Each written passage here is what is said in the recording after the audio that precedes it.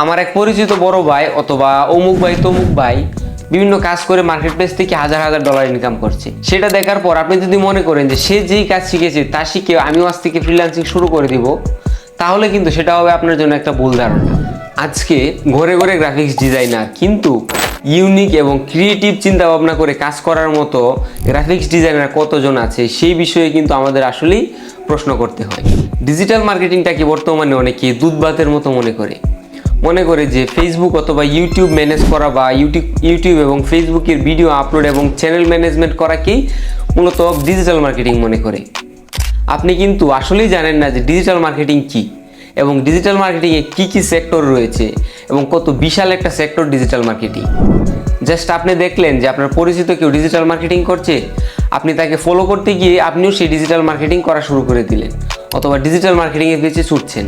আপনি কিন্তু আসলেই জানেন না মূলত ডিজিটাল মার্কেটিং কী বা কীভাবে কাজ করে। আপনার প্রথমেই কিন্তু মূল বিষয়টা জানতে হবে। অথবা ওয়ার্ডপ্রেস থিম কাস্টমাইজেশন এবং প্লাগইন কাস্টমাইজেশন করে আপনি নিজেকে মনে করতেছেন যে আপনি একজন ওয়ার্ডপ্রেস ডেভেলপার। না ভাই, আপনাকে আরও অনেক দূর আগাতে হবে, আপনাকে আরও স্কিলড হতে হবে। আপনার যে কোনো কাজ করার আগে বুঝতে হবে যে এই কাজগুলো করতে কী কী রিসোর্স আমাদের প্রয়োজন হবে, কী কী সিস্টেমের মধ্যে দিয়ে আমাদেরকে কাজগুলো শিখতে হবে, তবেই কিন্তু আপনি একজন স্কিলফুল পারসন হতে পারবেন।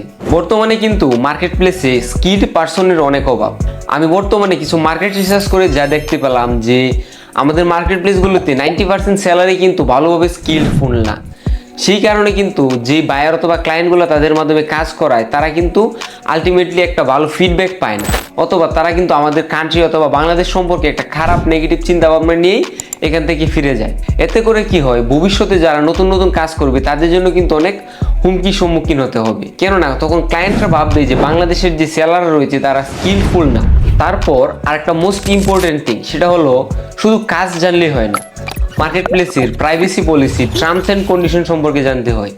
আপনাকে বুঝতে হবে আপনি যেখানে কাজ করছেন তাদের কি টার্মস অ্যান্ড পলিসি রয়েছে অথবা টার্মস অ্যান্ড কন্ডিশন রয়েছে, সেখানে কি কি কাজ করা যাবে অথবা কি কি সার্ভিস প্রদান করা যাবে না, এই বিষয়গুলো সম্পর্কে আপনাকে প্রথমেই খুব ভালো একটা ধারণা রাখতে হবে।